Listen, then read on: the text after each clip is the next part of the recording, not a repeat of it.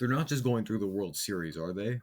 This seems kind of odd. Like there's such a storyline with the franchise completely changing in the middle of 2020 and never looking back. I do definitely agree with this. Like they could have looked at, maybe a little bit more of what happened in 2020, like what happened to guys like Gavin Areski, Mason Jewell, and Mitchell Teal, and what happened where it just became Jimmy Norb, Jonah Heath, and Michael Shima. So what happened there?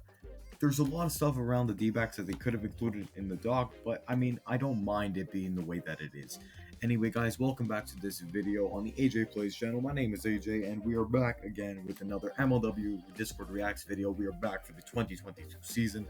Today, we are starting off with a two reactions in one. We're gonna be doing like a couple reactions in each of these videos.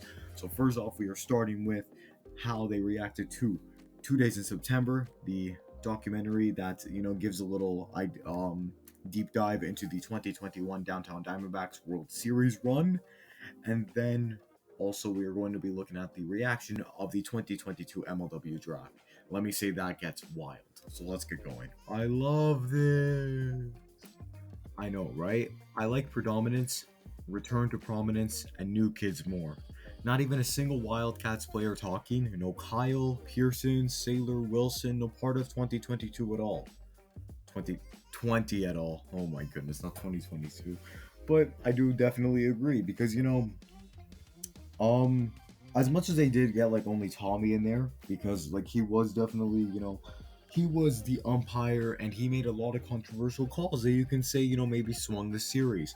I think personally he did a fantastic job. He did what he needed to do as the umpire for that time. So I think that makes sense, for him to be included. But, at least Kyle might have been salty, but Sailor or Pearson, even Ben Wilson, you guys should have at least tried to get him out there. Like, come on. I mean, it's cool, but it should have been the full history, like 2019 to 2021. Definitely agree, because even like the formation of the Diamondbacks, thought process behind like Jimmy Norb, how Jonah Heath came to the medals one day, all that kind of stuff, right? The 30 for 30 was amazing. I do definitely agree. Like, there's a lot of differing opinions on this. I'm on Noah's side here. I really did like this 30 for 30.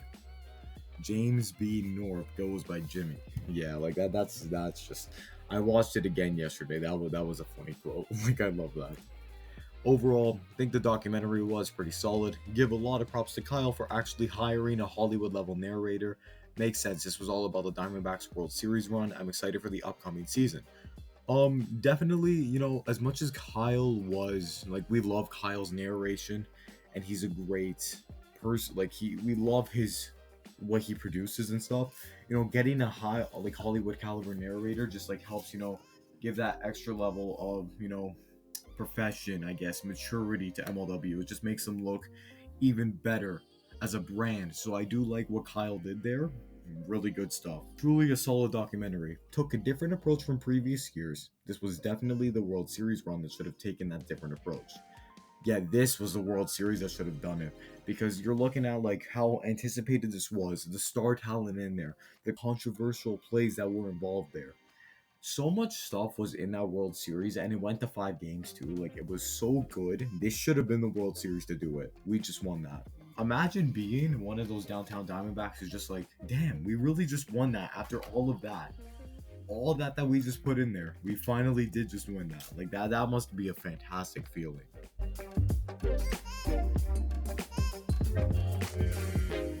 Okay, so here I'm showing you pretty much the draft results. So here is everything, yeah, so let's get right into what Discord thought of this. This dude is a freak. Pitcher, wait a minute, I've heard of this guy. Are you kidding me? Let's go. So yeah, Jordan Robles, big move. As a new Mallards fan, I'd say, this was before the draft even happened. I had no clue that Robles was gonna be drafted. Like, all my life, I never thought Robles would be in MLW. Not this year, there's no way. I did not expect that to happen. So that was nuts. That's great that he's now a part of the league. I'm so thrilled to see what happens.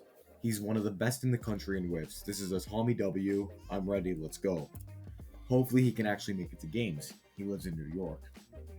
What I'm thinking is that as long as they are the boys, Tommy, Caden, Davenport, they can hold down the fort for a solid couple games.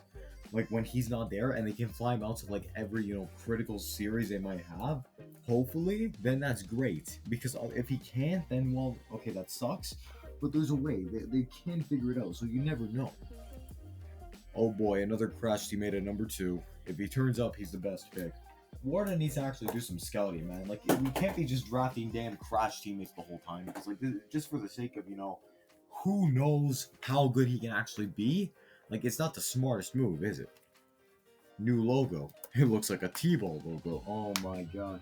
Like, to me, it looks like if you combine the Oakland A's and Baltimore Orioles logo and then, like, reverse the damn face. Like, it's...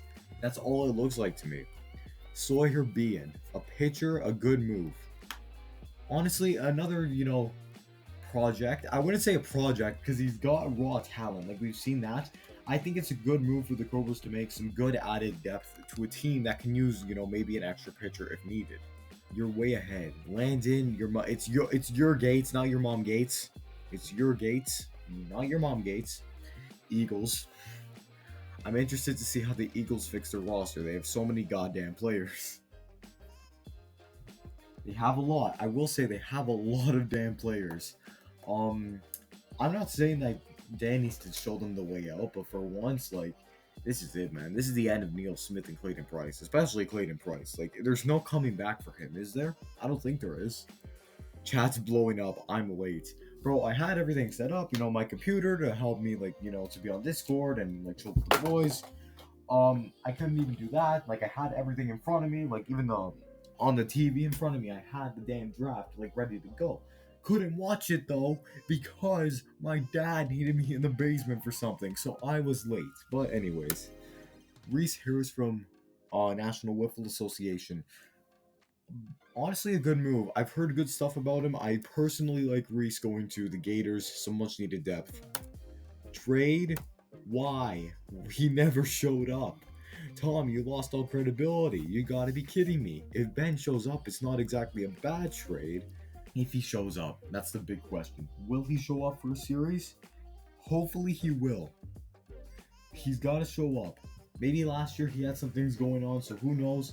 But if he doesn't show up, this is a dumb move because, like, you're pretty much giving up your pick next year, which if you don't make the playoffs, if things go horribly wrong, which is like one of the more likely scenarios, if you can't get Robles out for every series and you're running the same team virtually, you wasted your 2 picks.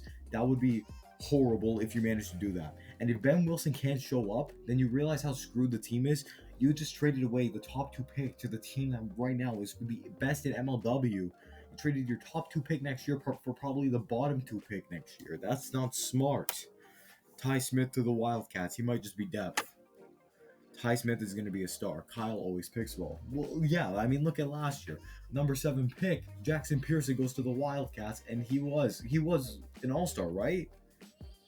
Jackson Pearson was an all-star, yeah. Like, I don't know what Kyle feeds players sometimes, but that was nuts. No Boyar. Nah, Reese Harris is going to be that's a big move for the team.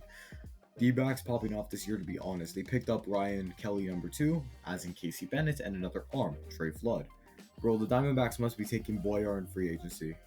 B. Willie to the Mallards. What the hell? I'm late, but what? They drafted Flood. Nah, the Diamondbacks are repeating. Nah, bro. Like, Flood should have gone top 4. Flood could have gone to any team. And bro, they really got him with the 6th pick. Jimmy North, what did you do?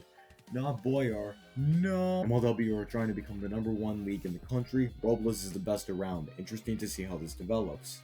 MLW is very close to becoming the number 1 league.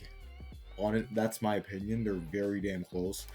Adding Robles to the Mallards, incredible publicity. I wouldn't call it even a publicity stunt, but it's great to spread the word. Preds really wasted the 2nd pick. Oh, jeez. Oh, they really did, didn't they? Alright, everyone to the rosters board. Why did the Preds pick another college guy? He probably wants to play baseball over wiffle. They're missing the playoffs again. I know they said they would make it, but they messed up the draft again. Preds are probably going to miss the playoffs 2 years in a row. Rip to my AL team. The Preds will make playoffs, I believe. If McGlade improves, then I think the Preds have a chance. I don't think it's even if McGlade improves. The problem was they couldn't give Cratch the run support when he was on the mound. Like, they would go to shit. Who misses then? The Magic with Bonham added? There's no way the Magic missed. There's no way. Even if Bonham takes a step back, this is better than Liam Jackson giving him 19 runs per game too and destroying all game momentum over the course of 2 games, like over the course of the first game. So like that's not gonna happen. The Magic are the most overrated team in MLW. That's what? No, no, no, no. Preds and Cobras miss. They're both in the same league. Yeah, that's impossible, man. I don't know what you're talking about. Like, there's no way. What the heck? So there's now two things in common between the Mallards and Orioles. Their logos look really similar. Before, the one thing in common was they both sucked. Yeah, I mean, I'm not wrong. That this is me who wrote this. Obviously, I'm not wrong. I'm not wrong. They both sucked before, but anyways, that's pretty much that for the video. So guys, I do have plans to do a lot more Discord reacts this year, and like especially for the regular season. I won't do one after every series, but after every set of 4 series where each team will play 3 games, then I'm going to do one. Right? That's probably what I'm gonna end up going with. So yeah, that's pretty much it for me today. Guys, thank you all so much for watching. As of late, the channel's been popping off. I'm getting like 3, 4, 5 new subscribers every day. A lot of new videos gonna be coming out. Hope you guys enjoy the content I'm putting out. Thank you all so much for watching. I'll see you guys all next time. Peace out.